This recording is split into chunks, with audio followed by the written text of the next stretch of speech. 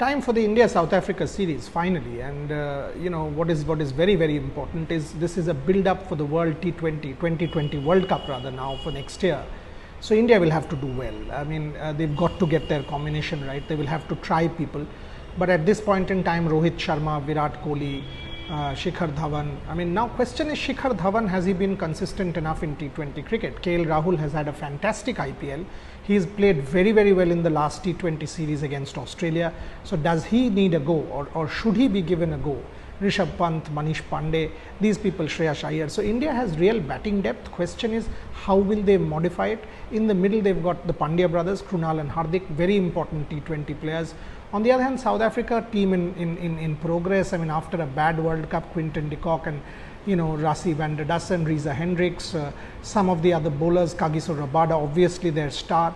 So how will South Africa cope up? Dharamshala, the ball is expected to swing a bit. So I am very keen to see how Deepak Chahar performs. I am very keen to see how Navdeep Saini performs, because these are important bowlers. Obviously, Bumrah is going to be premier in the World Cup, but these are your bowlers who will assist Bumrah and Bhuvaneshwar Kumar, who might want to make a comeback at some point in time. So this is an important call. All said and done, the stage is set. Every game, mind you, is important. I think India will win the series or should win the series, but I want to see the combinations. See, a lot of focus will be on Rishabh Pant again. I mean, Rishabh Pant in the West Indies in that final one managed to sort of get India past the line. Important innings in collaboration with Virat Kohli.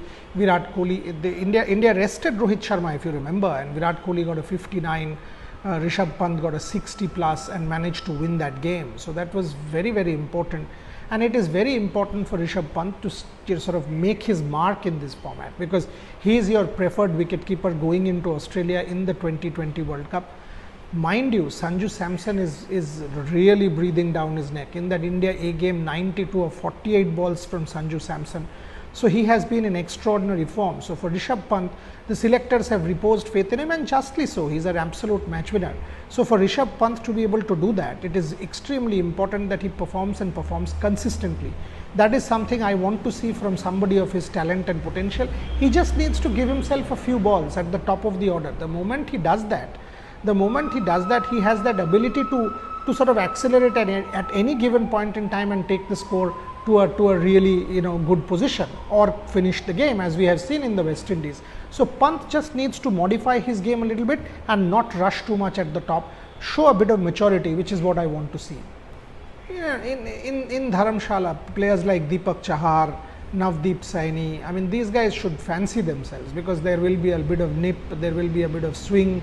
And I am very keen also to see how Hardik Pandya does. Pandya did not go to the West Indies. Deepak Chahar bowled brilliantly when he got his opportunity. Navdeep Saini bowled brilliantly, got a man of the match award. I mean, there was that controversy with Gautam Gambhir and Bishan Singh Bedi. So these are your young bowlers. I mean, Deepak Chahar has opened the doors with his IPL performances and has been stellar. So how does he perform against a South African top order, Reza Hendricks, Quinton de Kock? I mean, some of these bowlers, they're important, they're good players, very good players. Rassie van der Dussen, they will come hard at you at the top of the order, as is expected in a T20 format. So how does Deepak Chahar and Navdeep Saini take that pressure is something I want to see. Bharat Arun is a superb coach. I'm sure he will be working on that. So these are important facets of the Indian game that I really want to see how Kohli captains, how he marshals his troops against a good side. I mean, West Indies was a very good T20 side, reigning winners of the World Cup. So is South Africa. These are important contests for India to sort of fashion their team moving on, going into the World Cup next year.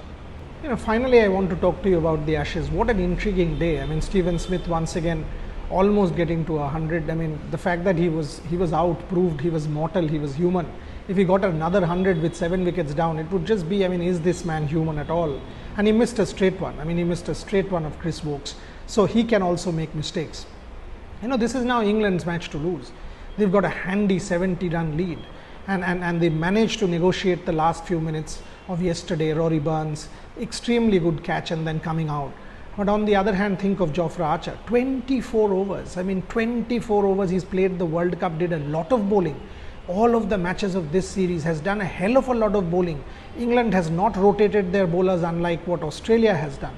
So think of Jofra Archer and 6 wickets. What an effort that was from Jofra Archer. absolute asset for England and terrific asset for England. All said and done, this is extremely important. And can England close this out and make it 2-2? Can England close it out and make the World Test Championship that much more significant? I think they can, and that's what I said at the start. I mean, David Warner, Marcus Harris just not doing anything for Australia, and that is why it is so very much England. If they get a 350 run lead overall, I mean, there is no reason why England will not be able to close it out and make it 2-2. Another intriguing day in prospect.